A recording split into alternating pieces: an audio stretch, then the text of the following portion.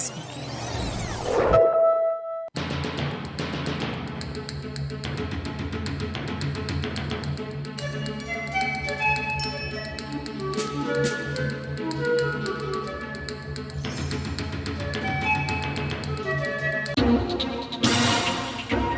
WADR,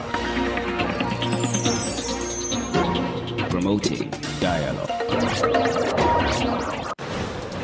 It's midday in Dakar. Good afternoon and many thanks for tuning into West Africa Democracy Radio, broadcasting on 94.9 FM. This is Newslink and here are the top stories. ECOWAS Court of Justice rejects lawsuit by civil society organizations against Ghanaian government. The court says we are being preemptive, which was very sad because the question one would ask ourselves that was the court expecting us to be reactive so that the harm should be done before we go to court to seek remedy? I thought the court's ruling was very, very unfortunate. President Bola Ahmed Tinubu declares state of emergency on food security in Nigeria. Accordingly, and in line with this administration's position on ensuring that the most vulnerable are supported, the President has declared with immediate effect the following actions. 1. A state of emergency on food security. And Burkina Faso government awaits Ghana's response on repatriation of fleeing citizens. Stay with us for details of these stories and more. Here is James Adjapong with Newslink. Many thanks for joining us. Now to our very first story. The ECOWAS Community Court of Justice has dismissed a lawsuit brought by a coalition of civil society organizations, CSOs, against the Ghanaian government. The suit challenged the legitimacy of a gold royalties monetization transaction, commonly known as the Adjapong deal. In 2018, Ghana's parliament enacted the Minerals Income Investment Fund Act, which established a special purpose vehicle known as the Adjapong Royalties Investment Limited. This entity was taxed with managing 75.6% of the country's mineral resource royalties held in offshore accounts. WADR Accra correspondent Tiawene Lawson provides more details. Transparency International, the Ghana Integrity Initiative, and the Ghana Anti-Corruption Coalition were the applicants who took the government of Ghana to the ECOWAS Court of Justice in December 2020. They sought to halt the implementation of a special purpose vehicle, arguing that it violated numerous international conventions against corruption and would allow foreigners to control Ghana's gold resources at the expense of local interests.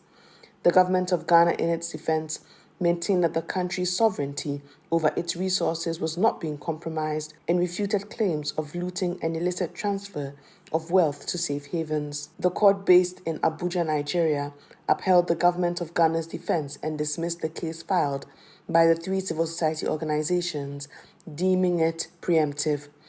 The Ghana Integrity Initiative, represented by its fund manager Michael Boedi, expressed disappointment with the court's ruling. The court says we are being preemptive, which was very sad because the question one would ask ourselves that was the court expecting us to be reactive so that the harm should be done before we go to court to seek remedy? I thought the court's ruling was very, very unfortunate. In response to the news, Benjamin Kofi Kwashi, the executive officer at the Commonwealth Youth Entrepreneurship Chamber, emphasized that regardless of the court's decision, the government should pay heed to the concerns voiced by Ghanaians opposing the deal. We've seen the many challenges that the deal itself exposes itself to. And I'm sure that going forward, as Ghanaians, after we read what the reasons are of the court, we'll be able to bring up our suggestions here and there. But we should be cognizant of the fact that the Ghanaian people have spoken against the Adjapong deal and that their reasoning should be upheld. As of now, the government has not issued any official statement regarding the court's ruling. Reporting for Newslink on West Africa Democracy Radio, I am Tiawene Lawson in Accra. Nigeria's President Bola Ahmed Tinubu has declared a state of emergency regarding food security within the country. Presidential spokesman Dele Alaki communicated this information during a media briefing at the State House on Thursday. As Ogi Obiarika reports, Tinubu emphasized the need to augment revenue generated from food and agricultural exports as part of the measures to address the issue. The President directed that all matters pertaining to food and water availability and affordability as essential livelihood items be included within the purview of the National Security Council. The directive was said to be in line with the Tinubu administration's position on ensuring that the most vulnerable are supported. Alake said the president is not unmindful of the rising cost of food and its effects on the pockets of citizens. As a hands-on leader who follows developments across the country every day, the president is not unmindful of the rising cost of food and how it affects the citizens. While availability is not a problem, affordability has been a major issue to many Nigerians in all parts of the country. This has led to a significant drop in demand, thereby undermining the viability of the entire agriculture and food value chain. The president also directed the immediate release of fertilizers and grains to farmers and households to mitigate the effects of the subsidy removal. Now, as a direct and immediate response to this crisis, a number of initiatives will be deployed in the coming weeks to reverse this inflationary trend and guarantee future uninterrupted supplies of affordable foods to ordinary Nigerians. As with most emergencies, there are immediate, medium, and long-term interventions and solutions. In the immediate term, this government intends to deploy some savings from the fuel subsidy removal into the agricultural sector, focusing on revamping the agri sector. In an earlier meeting today with the agri stakeholders, we drafted a memorandum of partnership between the government and the individual stakeholders representatives that encompasses the decisions taken and actions proposed from our engagements. We will immediately release fertilizers and grains to farmers and households to mitigate the effects of the subsidy removal. The president said the Central Bank of Nigeria will continue to play a role in funding the agricultural value chain. He said 500,000 acres have already been mapped out to increase availability of arable land for farming. Ogi Obereka filed that report. Fresh and breaking news all the time. Hear it first as the news breaks, only on West Africa Democracy Radio. Newslink continues. In Burkina Faso, the government said it is awaiting a response from the Ghanaian authorities on its recent repatriation of its citizens who fled conflict to seek refuge in the country. According to the Minister for Humanitarian Action, Nandi Somi, hundreds of its nationals who were denied entry into Ghana have found refuge in the border regions. However, the Ghanaian government has refuted claims of repatriating Burkina-based citizens who sought asylum in the country. Tofik Abdul Nasir provides further details in this report by Ouagadougou correspondent Martin Kaba. In the southern region of Burkina Faso, Dakar, a primary school has been designated as temporary accommodation for Burkinabe individuals repatriated from Ghana. The town, situated near the border, is currently receiving 250 deportees, including 130 children, according to Pe Adwa, the local chief. They arrived on foot because the Ghanaian vehicles didn't cross the border. I dropped them off at the Ghanaian Immigration Police, so it's a troop we saw coming. Really, it's deplorable. Dakar is not the sole destination for these repatriated Burkinabe individuals. The town of Ouessa, located in the southwest region, has also welcomed over 200 people. Witnesses report that there was no prior verbal or written notification provided to the affected individuals, highlighting the sudden and unexpected nature of their displacement, as mentioned by Nandi Som, the Minister for Humanitarian Action. Through our Ministry of Foreign Affairs, we contacted the Ghanaian side to obtain precise information about their repatriation. But so far, at the beginning of the first information we received, the Ghanaian side doesn't seem to be aware of what could be called a refusal to allow Burkinabe to enter their territory. But as information comes in, it's more precise, and we are in the process of cross-checking it. However, the Ghanaian Ministry of National Security on Thursday said Ghana is committed to offering shelter and support to Burkinabe refugees in the country. Tofik Abdul Nasir voiced that report provided by Ouagadougou correspondent Martin Kaba. In other news, a recently published report by Human Rights Watch indicates civilians in northern Mali are facing alarming levels of violence. The report highlights cases of murder, sexual abuse, and looting perpetrated by armed terrorist groups, resulting in a significant displacement of the local populations as thousands are forced to flee their homes. In response to the situation, the human rights organization is calling on the government to take decisive action and intensify effort in addressing the escalating crisis. Abdullahi Hassan reports. In its latest report published Thursday on the situation of civilians in northern Mali, Human Rights Watch says the security situation has deteriorated due to the clashes between two violent extremist groups, the Islamic State IS and EIGS. These armed groups, the report indicates, are vying for control of supply routes and increasing their influence in the region. The consequences of this conflict has been severe for civilians who are being subjected to violent attacks. Many have been forced to flee, resulting in a significant humanitarian emergency, as stated by Human Rights Watch. The NGO has documented 8 attacks between January and June, with 6 occurring in the Dakar region and 2 in Menaka in the northern region of the country. These attacks, it said, have resulted in hundreds of fatalities and the displacement of thousands of people from the affected areas. Human Rights Watch is calling on the Malian authorities to intensify their efforts in protecting civilians. The organization also expressed concern about the decision to withdraw the UN mission from the country, as it may undermine efforts to hold accountable those responsible for abuses linked to the conflict. The report also urges Bamako to collaborate with the UN Human Rights Office to document cases of human rights violations in Mali. Abdullahi Hassan filed that report. You are listening to Newslink on West Africa Democracy Radio, broadcasting on 94.9 FM, Dakar, Senegal. Here is a reminder of our top stories. ECOWAS Court of Justice rejects lawsuit by civil society organizations against Ghanaian government. President Bola Ahmed Tinubu declares state of emergency on food security in Nigeria. And Burkinabe government awaits Ghana's response on repatriation of fleeing citizens. Still ahead, we have our guest interview and some sports update. Kindly stay with us. West Africa Democracy Radio. It's you speaking. If you are just joining us, this is Newslink on West Africa Democracy Radio, broadcasting on 94.9 FM.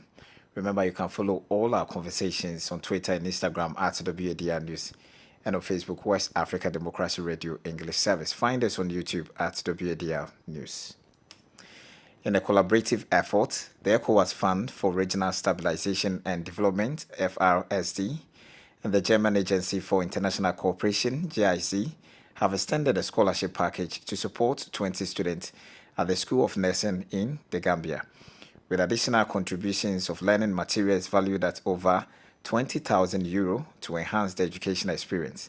This project has played a crucial role in developing a curriculum that offers a specialized course in mental health and psychosocial teaching, thereby enriching the professional training provided at the School of Nursing. From Manju, Sankule Janko tells us more. The Gambia College School of Nursing and Midwife received teaching and learning materials, including manuals, laptops, printers, desktop computers, scholarship package for 20 students, and other equipment worth over €20,000. This support was provided by GIZ, German Agency for International Cooperation, and ECOWAS FRSD, Fund for Regional Stabilization and Development in Fragile Regions, within ECOWAS member states. In December 2022, the School of Nursing officially requested assistance from GIZ to support their mental health and psychosocial support training program for certificate and diploma levels. Fatimata Ba serves as the principal of Gambia's School of Nursing. This course came as a result of the urgent call and need for the services this program has to offer to the people in need. A lot of people are living with some mental health issues and psychosocial. After conducting consultations with relevant stakeholders, GIZ and ECOWAS FRSD developed strategies to support the school in implementing this important initiative, providing technical assistance throughout the process. Mariama Ashraf, a representative of the GIZ ECOWAS FRSD project, highlights the significance of supporting such an initiative. There is a need to strengthen capacity in psychosocial support services. This is the nexus of our collaboration with the Gambia College under the School of Nursing and Midwifery to start a program that will help to address the gap in human resources and quality service delivery. Given the prevalence of mental health issues in the Gambia, there is a scarcity of professionally trained mental health personnel in the country. It is hoped that the GIZ ECOWAS FRSD funded mental health and psychosocial support training will contribute to the production of more professionals capable of addressing the mental health and psychosocial needs of the country. For Newslink and West Africa Democracy Radio, I am Sankole Jenke reporting from Banjul. Politics, analysis on major news, social matters, and all. This is A Guest. Let's take a closer look at the alleged repatriation of Burkina Faso refugees who sought asylum in Ghana by the government, which has since attracted regional and international attention. As of Friday, the two countries are unclear about the facts surrounding the deportation born from Burkina Faso's growing humanitarian crisis. The growing regional insecurity, imminent terrorist invasion, and the economic burden are some considerations by experts who separately argued on Ghana's motives should the report be true. But a parallel debate is an earlier rift between the two countries after President Akufo-Addo alleged that Burkina Faso had offered the Russian Wagner forces a mine as payment for its security. Our guest Morgan Asopa comments on these questions and concerns, particularly the impact this repatriation will have on the foreign relations between the two countries, as well as the adoption of conventional migration policies to manage similar crises. Take a listen. Well, within a regional security threat, when a state takes an action, that state must have the required intels in terms of security, national security matters. So not knowing exactly the details of the information at hand for the authorities, it will be very difficult to have a fair and clear understanding and appreciation of the situation. What is sure, no state will ever take the risk of threatening the national security at the expense of receiving refugees. So in terms of statehood interest, this is a behavior that is highly acceptable or understandable. But in terms of human rights and all the issues related to individual laws, it is difficult to accept such a situation. And the question we should address is, in what kind of situation or from what angle should we appreciate? It's up to every single person. But here we could simply say that we are dealing clearly from a statehood or national interest angle, and the security matters is a reason that a state can use. The threat to security is a reason that a state can use to deny such kind of opportunities that are legally accepted by the international community. So, do you fear that this recent action, even though Ghana's government is yet to confirm its veracity, stems from previous accusation by the deployment of Russia's Wagner group in Burkina Faso? Everything is possible, and I'm not in the appropriate position to determine the veracity of the fact. One thing for sure, state or official authority do not come out and make statement without relevant insight. The best thing to do is to wait for the official statement, but till we get that, it is obvious that the smoke must definitely have a little fire somewhere provoking that smoke. So we are directly within a situation that states do not want to be embarrassed with. So it is, the probability is there, but until we have the official statement, we will simply have to hang around some potential, let's say, verifiable statement. So will report of state repatriation of distressed or displaced person further aggravate the presumable disintegration of ECOWAS in the face of insecurity and alleged poor governance in your view? The presumable disintegration of ECOWAS is something that is undeniable when we look at the situation at hand and the various positions that are being taken, especially towards Mali, Burkina Faso, and Guinea. It is a fact.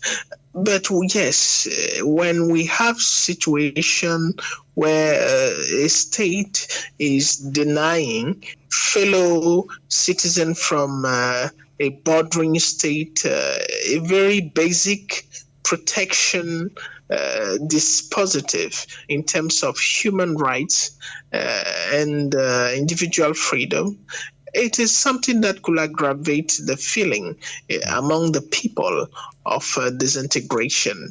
But if you hold on to a purely statehood point of view, this is not something that will affect the authorities, because one of the first duty of every single authority is to preserve the national security within a climate of threat to national security and regional security. So from a statehood point of view, authorities will understand each other because they have the relevant insight to make decision.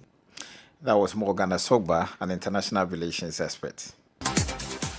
And here's Sankule Janko with some sports updates.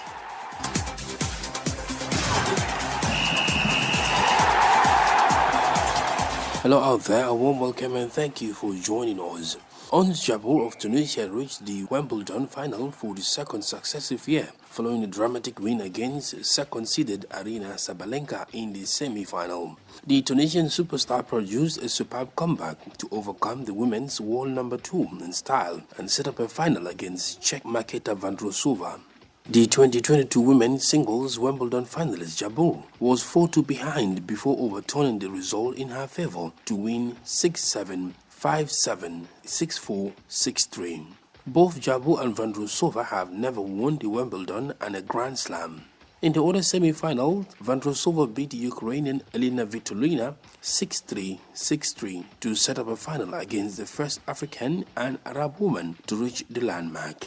As the only African tennis player in the tournament, Jabeur enjoyed a massive support from the crowd in the center court. "Thank you to the crowd that kept me in the match," Jabeur was quoted as saying, "Thank you very much for believing in me."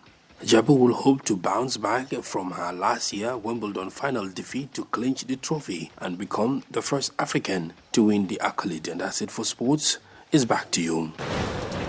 We have come to the end of this edition of Newslink from West Africa Democracy Radio, broadcasting from Dakar, Senegal. Thank you for listening, and many thanks to our listeners in the Gambia via Hot 104.3 FM and in Liberia via Alternative Youth Radio 98.9 FM Lofa County, and in Ghana on Royals FM 104.7 Wenchi.